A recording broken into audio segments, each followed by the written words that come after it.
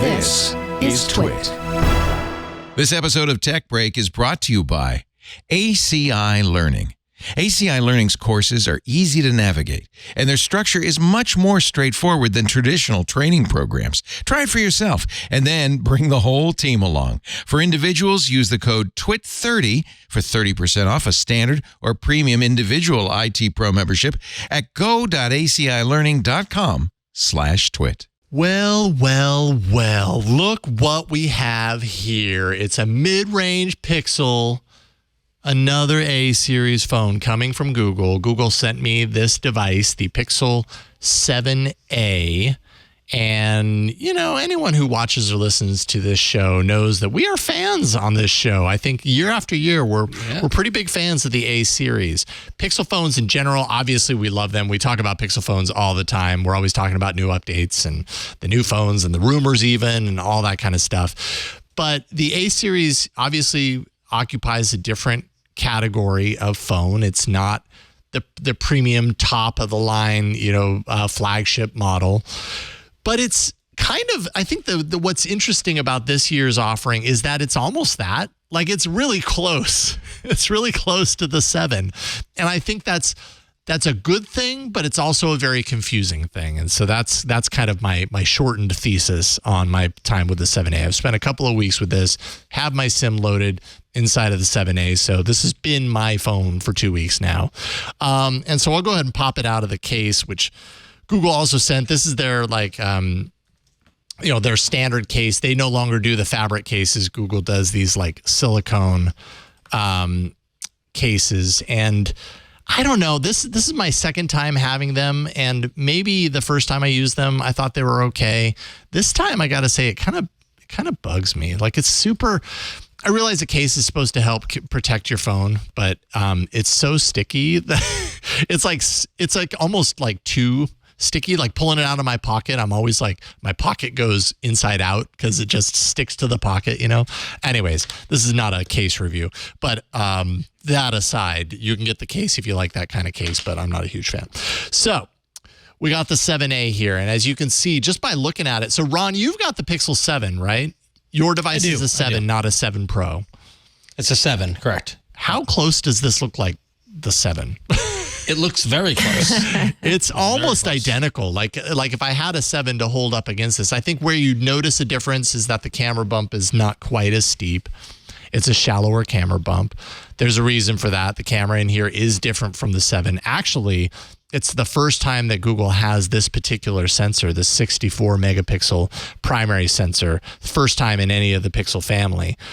It does bend down to 16 megapixels, by the way, so you're not getting full 64 megapixel images. But what that means is it's a shallower lens, so you end up with this kind of shallower camera bump, which I actually like. I mean, the trade-off there, of course, is that you can probably get a nicer piece of hardware out of the thicker camera lens, or the thicker camera bump allows for, more camera hardware, larger sensors, that sort of stuff. But, Burke, is that a 6? 6A. That's the 6A. Oh, interesting. Okay, so Burke brought in his 6A. So this is, hold on. Let me go ahead and dust off that little camera bump area. Obviously, you've had a case on because it's collecting a little bit. Wait a minute. Is that a 1 Plus? It kind of looks. No, not quite. This is this like a magnet thing? Yeah, a magnet thingy thing. So, I mean, this is the 6A. This is Burke's 6A. This is the 7A. So this isn't obviously the Pixel 7, which is what we're talking about. But you can kind of see there's a lot of similarity. The 6A camera bump is even shallower than the 7A. So we've got a thicker camera bump on the 7A compared to the 6A, which probably has something to do with that that upgraded 64 megapixel primary sensor in there. But anyways, and it's maybe a little bit thinner. Yeah. Anyways, thank you, Burke. That's always interesting to put them side by side. But design wise, I mean, yeah, it looks a lot like the Pixel 6, the Pixel 7. But you do have the plastic back. So if that bothers you, I mean, that's just a fact here, but it's a little bit lighter. It doesn't feel cheap in any way. I think it's a really great trade-off. It obviously doesn't help it protect against footprints because it's covered, as you can see. But I always have it in a case anyways, so that sort of stuff doesn't bother me. Outside of that, I mean, it's really very similar, right? You've got the same Tensor G2 processor on the inside. So performance-wise, you should, and I mostly did, get, very comparable performance doing everything that I do with a phone. It has 8 gigs of RAM, 128 gigs of storage. I say mostly because I would get, and I wouldn't even know how to replicate it, but just in regular use, I would get times where I'd open up an app and I'd go to a posting, like say, maybe I'd open up Reddit or whatever, and I'd go to a posting, and it would take like 5 or 7 seconds to actually populate it. It's like it would go to that page, and then it would like pause, and then eventually all the text would appear on the screen. So I don't know if that's the app or what, but I know I got it in a few different apps. What would you think when facing something like that? Does that feel like hearing that in your developer mind? You're like, oh, that sounds like a developer didn't button up this thing in their app. Or is that potentially performance on a phone? Well, I guess it could be both, obviously. I mean, it could be both. It's kind of hard to tell. Yeah. It kind of depends on like how often it happens, like what else is going on with your phone. Did you restart it? I mean, you can always blame us. That's fair. I don't want to blame anyone. I just want to know what's going on. Yeah, it's kind of hard because I would say, like, to be fair, it could be combination factors, but it could be like two things together. Like something is a little bit less buttoned up, and then with like maybe slightly less flagshipy hardware. Like that's a really good point, because I think sometimes a lot of us tend to test only on flagship because it's easier, right? Because it's easy to say, hey, it feels like a lot of people, and this is just weird mindset, like a lot of people are on flagship, so it's easier to test on flagships, and for us it's easier too, right? Because we don't have to deal with performance problems. So it could very well be that as well. People aren't very good at tuning apps and experiences to mid-range. Sorry. Well, I think you're absolutely right there, Wynn, because I think this goes back to fragmentation, and there's just possibly too many phones, right? And like that's why I think a lot of people, as awesome, and I speak for this from experience with testing, my own apps, when you upload the APK to the Google Play Store, and then they test it on their side on phones, and you'll get a report saying this app doesn't work on a Google, Samsung, whatever it is. Like you get specific phone mentions in the Google Play Store, which is really convenient, but you can lean on that because you're just looking for functionality. You're not looking for performance tuning. Absolutely. Right? 100%. Yeah. Trade-offs. So. Yeah. Yeah, it's hard to know. I mean, I throw that out there just to say that I noticed that with this phone where I wasn't noticing it with my Pixel 7 Pro. And so things like that jump out at me where I'm like, okay, well, this is not something that I've like adapted with over the last 6 months. I'm now using this phone and I'm noticing these like kind of hiccup moments. And so I don't know what is to blame. I don't know if that's the phone or the app. I mean, technically. Have you ever thought that? Well, sorry. Have you ever thought that maybe you're to blame, Jason? Maybe. You're the problem, maybe Jason. I'm just too fast at opening apps. I just need to slow down as a user. Your eyes just move too fast. Your eyes are like 240 hertz. Like I have great expectations of my hardware. That's what it is.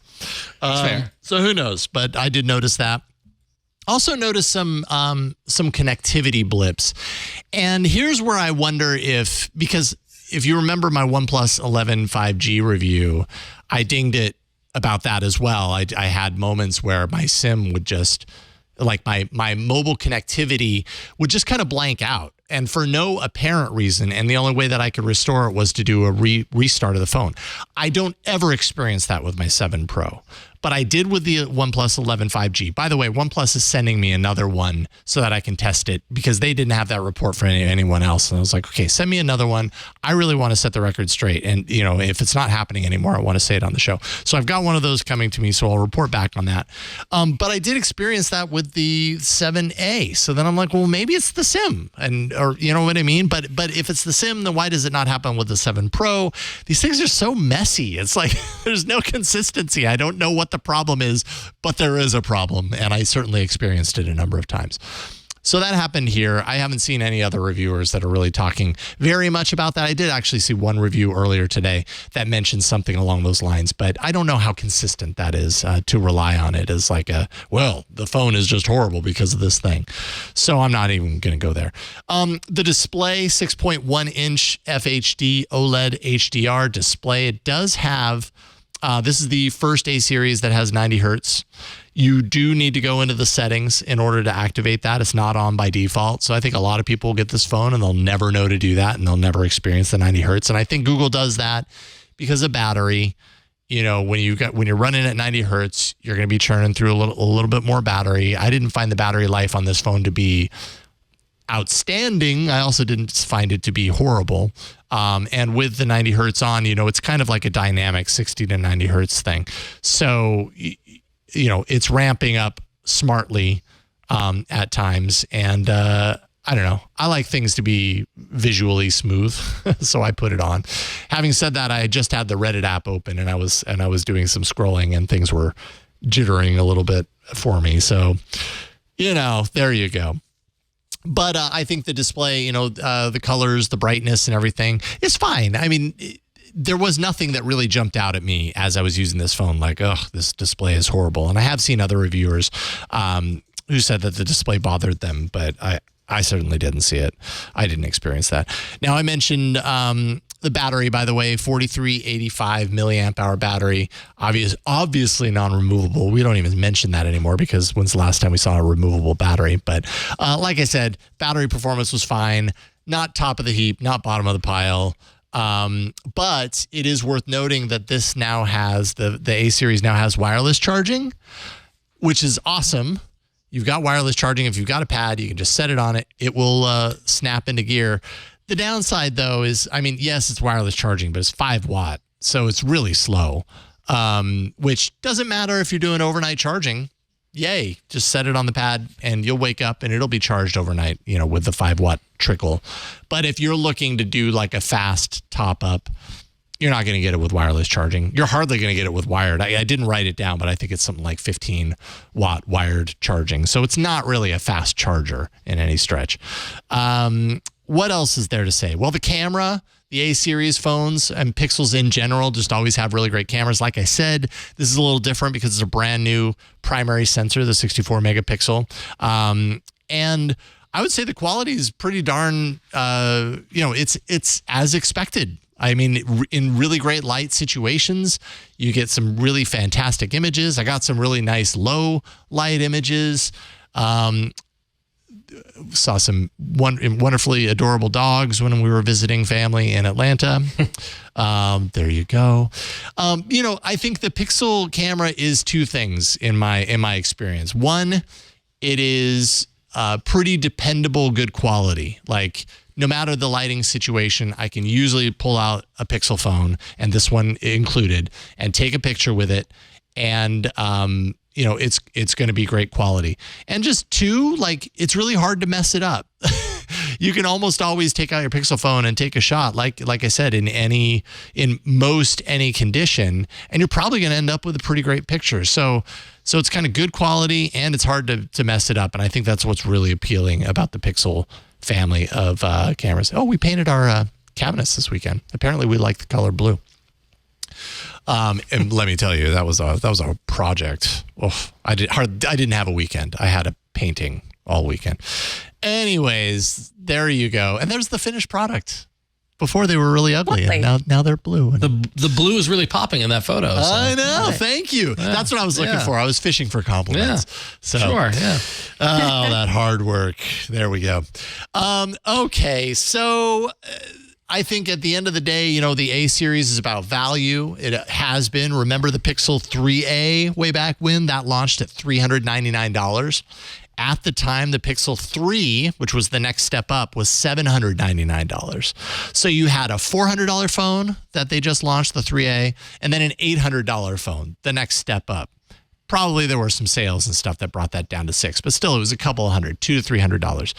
What you have now is you have the 7A at $499, so $500. And then you have the Pixel 7 at $599, $600. So it's a $100 step up. You do have some of these features that we've been waiting for, the higher refresh display. You have the, you still have the great camera. You have the wireless charging. That's a feature that every year people are like, yeah, but it doesn't have wireless charging. Now it does. But I think as much as I do like this phone, I think it's a great phone. It's kind of like the price differential is so close now that it isn't quite as knee-jerk as I think it was before. When it was a $400 phone and then the next step was $800, there was no question. I mean, you get that 3A because you're getting so much of the same experience. You're saving half the cost.